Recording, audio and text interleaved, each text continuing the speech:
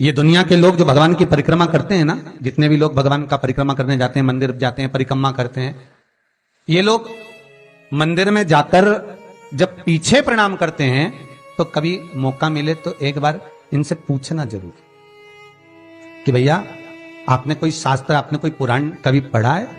आपने शास्त्र पुराण का स्मरण किया है? हमारा कोई शास्त्र, कोई पुराण, कोई वेद यह वर्णन नहीं करता कि मंदिर के पीछे हम प्रणाम करें, हम मंदिर के पीछे नमन करें। हमारा शास्त्र वेद वर्णन नहीं करता। और देखे तो लक्ष्मी ने कहा, प्रभु जब गणेश जी के सम्मुख में रिद्धि सिद्धि, श्री, तुष्टि, पुष्टि, शुभ लाभ, सारे धन देने वाले, संपदा देने वाले जब गणेश जी के अग्रण्य रहेंगे तो पीछे बिठाने में क्या दिक्कत है? आप भर दे दो। भगवान विष्णु ने तथास्तु कह दिया। दरिद्रता दुख तुम्हें वर देता हूं कि तुम गणेश जी के पृष्ठभाग में विराजमान हो गए। इसलिए निवेदन है, मंदिर में नहीं, घर के अंदर, घर में जहां सबसे आगे फ्रंट में गणेश जी की टाइल्स, गणेश जी की मूर्ति, गणेश जी का फोटो प्रथम भाग में बिल्कुल बाहर फ्रंट में घर के दरवाजे के नहीं लगाना। क्यों? जब जाओगे तो पृष्ठभाग गणेश जी का तुम्हारे जाते समय पड़ेगा। जीवन में दुख, तकलीफ, कष्ट आते ही रहेंगे। जीवन में कभी भी आप करोगे बहुत कुछ, फैक्ट्रियां भी खोल सकते हो, दुकान भी खोल सकते हो, कार्य भी बड़ा कर सकते हो, पर सफलता नहीं मिल सकती, सफलता नहीं।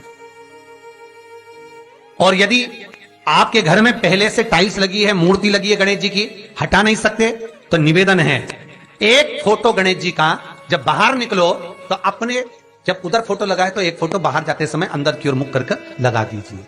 उससे वो दोष समाप्त हो जाता है महाराज, वो दोष समाप्त। गणेश जी अगर लेकर आ रहे हैं तो बैठी हुई मूर्ति लेकर आए, और गणेश जी लाए मना नहीं है। गणेश जी जब लेकर आए तो घर में बिठाने के लिए ला रहे हैं तो राइट सूंड का गणेश लेकर आए, सीधी हाथ का। आपका सीधा हाथ देख लेना, उसी के हिसाब से गणेश जी को अपनी ओर रखकर, या गणेश जी का सीधा हस्त कमल देख लेना। आपका तो उल्टा मान्य होगा जब आप देखेंगे तो गणेश जी का जो सीधा हस्त कमल हो उस साइड अगर गणेश जी की सूंड है तो वो सूंड का गणेश घर के अंदर विराजमान हो। उल्टी सूंड का गणेश, लेफ्ट सूंड का गणेश, ये गणेश व्यापार, व्यवसाय, फैक्ट्री, दुकान, बिजनेस, ऑफिस जगह पर विराजमान हो। बहुत ध्यान देना, उल्टी सूंड के गणेश बहुत कम बनते हैं। क्यों कम बनते हैं? इसका शास्त्रीय प्रमाण है। कभी किसी मूर्तिकार के पास जाना और मूर्तिकार के पास जाकर पूछना, भैया तुम उल्टी सूंड का गणेश क्यों नहीं बनाते? जितने भी बनते सीधी सूंड के बनते। कभी पूछना उससे, वो बताएगा कि उल्टी सूंड के अगर गणेश जी बनाए, 50 गणेश जी अगर उल्टी सूंड के बनाए हैं तो उसमें से कम 30 गणेश जी अपने आप टूट जाते हैं या बिगड़ जाते हैं। ये शास्त्रीय है। उल्टी सूंड का गणेश बहुत कम पक पाता है या मिट्टी का बन पाता। और यदि आपने अपने हाथों से भी उल्टी सूंड का गणेश मिट्टी का बनाया तो 10 दिन पूजन करोगे, 10 दिन के अंदर वो मूर्ति, वो सूंड, वो गणेश जी चटक जाएगा। उल्टी सूंड का गणेश टिकता ही नहीं है, वो बीच में से खंडित हो ही जाएगा।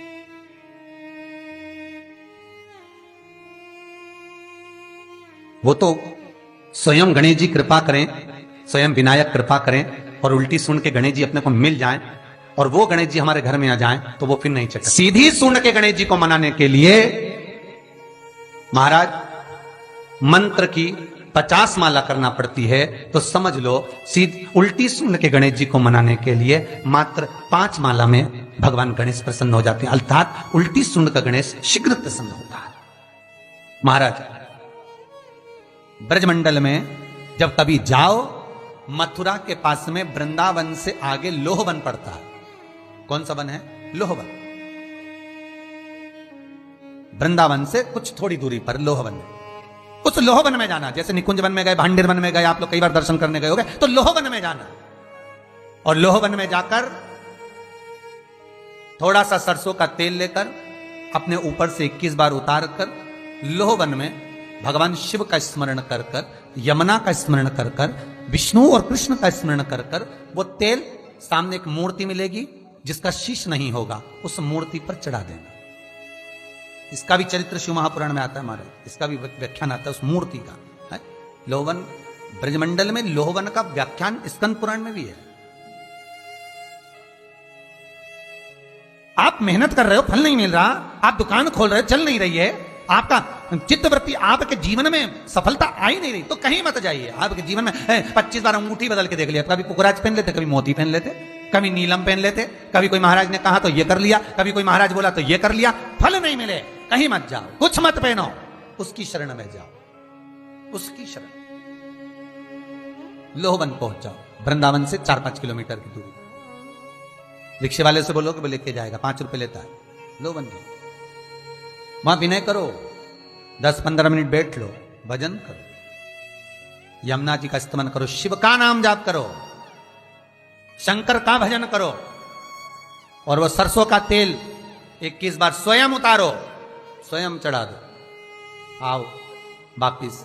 उसके बाद तुम किसी कार्य को करोगे तो सफलता जल्दी मिलेगी, काम अटकेंगे नहीं, काम सफल।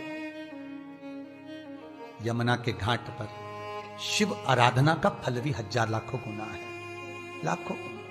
बहुत ध्यान देना, स्वप्न 2 तरह का होता है। एक, स्वप्न में अगर आप बहुत खिलखिलाकर हंस रहे हो तो समझ लेना दूसरे दिन तुम्हें कुछ ना कुछ ऐसी खबर मिलेगी कि आंख में आंसू आएंगे। स्वप्न में आप अपने आप को अगर हंसता हुआ देख रहे हो, किसी को खिलखिलाता हंसता हुआ देख रहे हो, तो दूसरे दिन कुछ रोने की खबर मिलेगी, कुछ दुख होगा, कष्ट होगा, तकलीफ होगा। और अगर स्वप्न में आप भगवान को मुस्कुराता हुआ देख रहे हो, स्वप्न में आप भगवान को हंसता हुआ देख रहे हो, तो जरूर तुम्हारे ऊपर कुछ भगवान की कृपा होने वाली है, जरूर कोई अच्छी खबर आने वाली है। दोनों के हंसने में अंतर है। सांसारिक मनुष्य स्वप्न में हंसता दिखे तो दुख मिलेगा, और भगवान हंसता हुआ दिखे तो सुख मिलेगा।